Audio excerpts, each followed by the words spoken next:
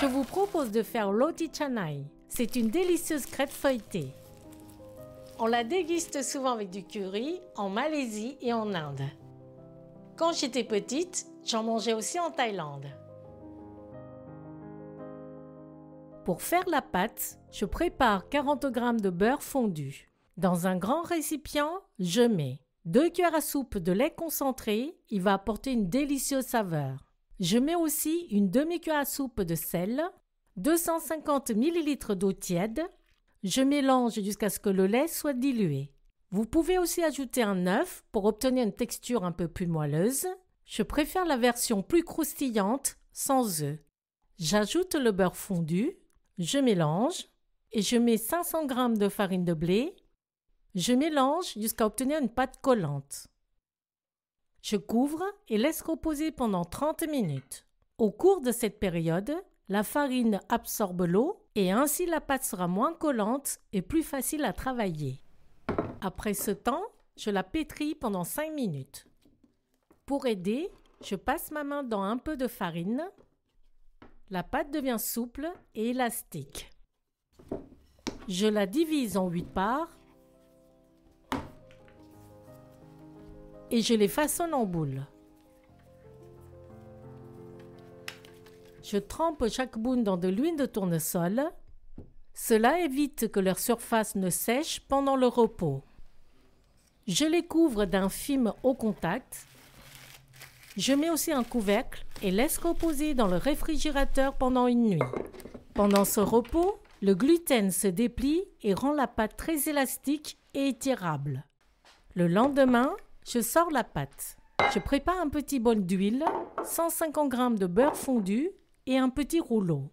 J'étale de l'huile sur mon plan de travail. Je prends une part de pâte. Avec mes mains, je l'aplatis en disque. Je l'enduis d'huile. Cela aide à garder la pâte humide et souple. Je prends un côté de la pâte avec mes 2 mains. Je la soulève et la projette sur le plan de travail. Je répète l'opération plusieurs fois. La pâte s'étale petit à petit, elle s'étire et s'affine de plus en plus. Essayez, vous serez surpris, ce geste est facile à faire. On voit que la pâte est très fine au centre. Je continue d'étaler les bords en tirant dessus. Pour cela, j'applique encore un peu d'huile. Avec ces techniques, la pâte est si fine qu'elle est presque transparente. Plus la pâte est étalée finement, plus elle aura de feuilletage. J'étale une cuillère à soupe de beurre fondu sur la surface de la pâte. Il permet lors de la cuisson de garder séparées les couches de pâte. Je pousse les 2 côtés de la pâte vers le centre. Je peux étaler 4 roti canai ce jour et garder les 4 autres au réfrigérateur pour les étaler le lendemain.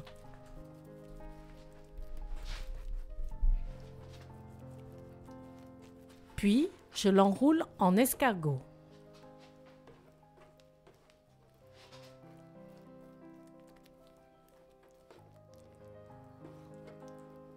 Je mets le bout de la fin sous le rouleau. J'aplatis un peu l'ensemble. J'étale d'abord les bords avec le rouleau. Au début, quand on l'étale, elle revient en place, c'est normal. Quand les bords sont étalés comme ceci, j'étale progressivement le centre vers l'extérieur jusqu'à obtenir une crêpe bien fine. S'il y a quelques trous, ce n'est pas grave. À ce stade, vous pouvez les congeler entre 2 feuilles de papier cuisson. Je la mets dans une poêle préalablement chauffée à feu moyen. Je laisse griller pendant 1 minute 30. Je la retourne et laisse 1 minute. J'étale un peu de beurre fondu pour qu'elle grille et devienne croustillante. Je la retourne et laisse encore 1 minute. J'étale à nouveau du beurre. Je retourne une dernière fois et laisse 30 secondes. Les rôtis canai sont prêts. Bon appétit!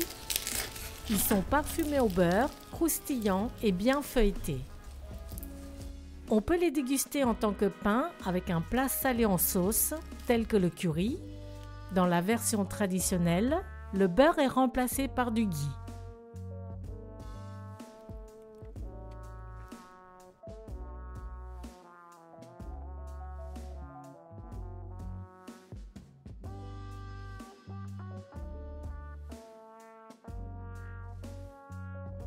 On peut aussi les déguster sucrés au petit déjeuner ou au goûter.